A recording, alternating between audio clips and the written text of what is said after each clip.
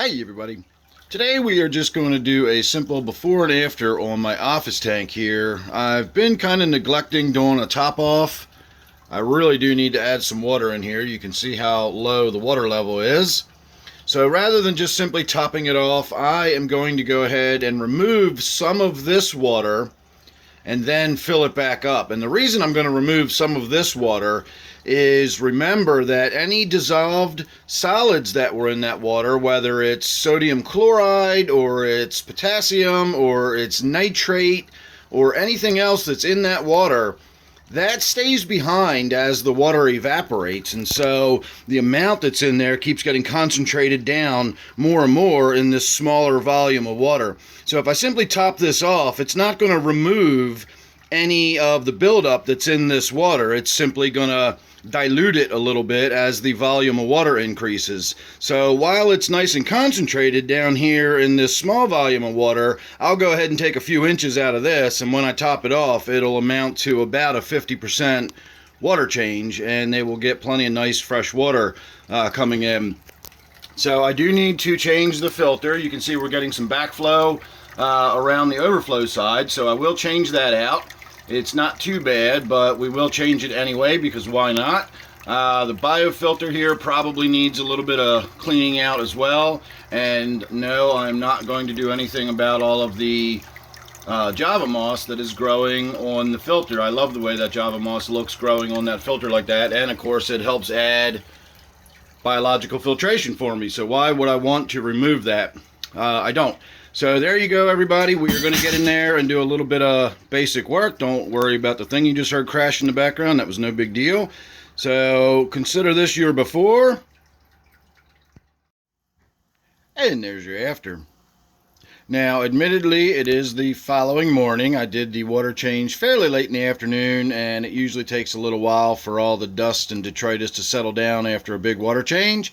So it has been overnight. But there you go. I actually got in there and pulled quite a bit of the Java moss out of there. Not too much of the Java Windelov. I did pull a few little babies off of the Java Windelov, but mostly all of that middle section was Java moss tied up in there everywhere. I also opened up the back area, got some Java moss out of there. You can see the power head and the air stone a little more clearly now. We got the filter all cleaned out. We still got my Java moss growing on the filter. I love my semi-living filter.